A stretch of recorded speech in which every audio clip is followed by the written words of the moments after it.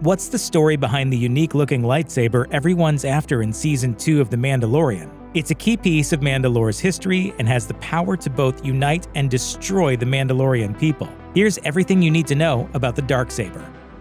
As The Mandalorian implies, the Jedi and the Mandalorians didn't always get along. Well over 1,000 years before the Rebel Alliance and the Empire engaged in the Galactic Civil War, the warrior culture of the Mandalorians fought against the Force users in a conflict that ultimately ruined Mandalore's environment, forcing its people to live inside sealed domes. However, the two warring factions forged a temporary truce when Pre Vizsla, a Force-sensitive Mandalorian, was inducted into the Jedi Order. As per Jedi tradition, Vizsla forged his own lightsaber, which had a black blade with a white rim that crackled with energy. This weapon became known as the Darksaber, and when Vizsla returned to Mandalore, he used it to unite the warring clans and become leader of the entire planet.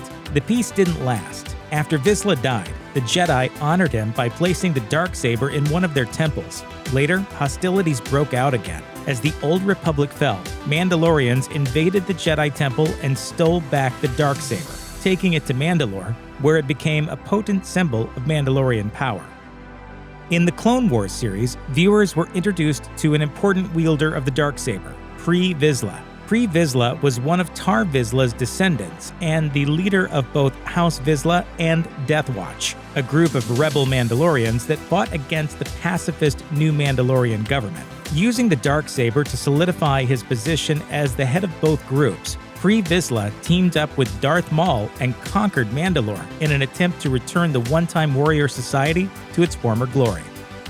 Here's the thing about the Darksaber. Not only does holding it ensure that its wielder will lead House Vizsla, but there's only one way to claim it. You have to beat its former owner in combat. Unfortunately, that's exactly what Darth Maul did. After the former Sith Lord helped Pre Vizsla conquer Mandalore, the alliance between the two fell apart. Maul challenged Vizsla for control of the Darksaber and won. Vizsla died, and with the Darksaber in hand, Maul became the new leader of House Vizsla, and accordingly, the planet. That was simply too much for many Mandalorians, who refused to bow to a non-Mandalorian overlord. Some of Vizsla's former supporters, including Bo-Katan Kryze, switched sides, fighting against Maul's forces and helping the Jedi and the Republic drive Maul from the planet.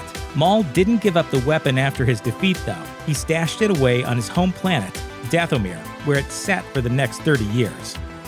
Over time, the Republic became the Empire, and Mandalore once again fell under fascist rule. However, the Darksaber saved it. In Star Wars Rebels, a Mandalorian exile named Sabine Wren found the Darksaber on Dathomir. Sabine learned how to use the blade, then took the Darksaber to Mandalore to free her people. While some Mandalorians initially questioned Sabine's claim to the Darksaber since she didn't defeat Darth Maul to claim it, many, including Sabine's family, rallied behind Sabine and the saber and rebelled against their Imperial overlords. With the Darksaber in hand, Sabine rescued her father from Imperial clutches, destroyed an Imperial superweapon, and raised a small army. When the fighting was done, Sabine gave the saber to Bo-Katan Kryze, who used the Darksaber's traditional powers to reunite the Mandalorians and lead the planet to a new, if brief, period of peace. Obviously, the Darksaber doesn't look like a normal lightsaber. Its blade is shaped differently than its regular counterparts, and its black and white color scheme is unique in Star Wars lore. However, as the Star Wars Rebels episode Trials of the Darksaber reveals, the weapon also has some unique abilities that set it apart from the more colorful lightsabers. All Jedi have a personal relationship with their lightsabers, but the Darksaber takes it even further.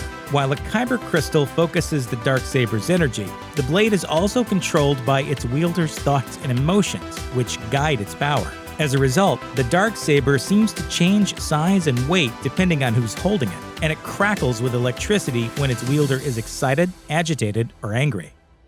Pre Vizsla wasn't always going to wield the Darksaber. Before the Mandalore arc of the Clone Wars started production, Vizsla was going to wield a vibroblade, a heated, electrified metal sword. Except George Lucas didn't like that. As the Clone Wars, Rebels, and Mandalorian executive producer Dave Filoni tells IGN, Lucas wasn't pleased that a non-lightsaber weapon, especially one made out of metal, was blocking the Jedi's iconic weapon, and so he changed it. Rumors suggest that Lucas went through a few different iterations, including a Rise of Skywalker-like yellow lightsaber, before settling on the Darksaber's final design. That's completely unsubstantiated though, so we'll never know for sure if it's true. However, thanks to Filoni, we do know that the Darksaber is 100% a Lucas creation. The Darksaber's appearance in The Mandalorian is the weapon's live-action debut, but the blade almost appeared in a Star Wars movie a year and a half earlier. When Maul makes his surprise cameo at the end of Solo: A Star Wars Story, revealing that the former Sith apprentice is the power behind the Crimson Dawn crime syndicate, he wields a double-bladed lightsaber. Actor Sam Witwer, however, had a different idea. What if Maul had carried the Darksaber instead? While Witwer wasn't involved in The Phantom Menace, where Maul first appeared, he played the character in the Clone Wars and Rebels, and provided his voice in Solo. So when Witwer heard that Maul would have a lightsaber in Solo, he made sure to ask which one. When he was told that Maul was going to be holding his Phantom Menace blade, Witwer pointed out that Maul didn't have that weapon anymore. He either needed to use his Inquisitor blade or the Darksaber. Ultimately, Solo's producers chose to use the lightsaber Maul had in Rebels, not the Darksaber, since Maul's best known for his double blades.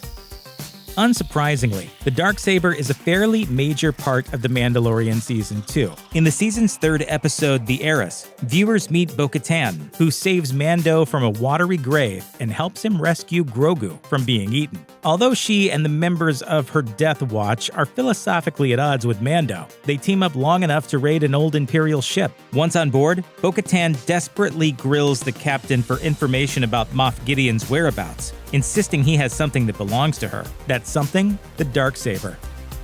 After Moff Gideon steals Grogu, the Mandalorian assembles a crew to get him back. And despite some fairly hairy moments, he does everything he sets out to do, starting with defeating Moff Gideon in combat and taking the Darksaber from him. As it turns out, this could be more trouble than it was worth for Mando. When he tries giving the weapon back to Bo-Katan, a laughing Gideon points out that she can't take it. The only way a Mandalorian can wield the Darksaber is if they best its previous owner in combat.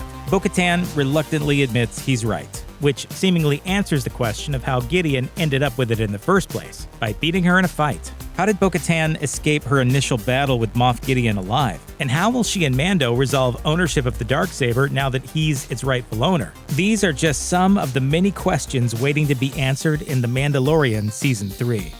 Check out one of our newest videos right here. Plus, even more Looper videos about your favorite Star Wars stories are coming soon.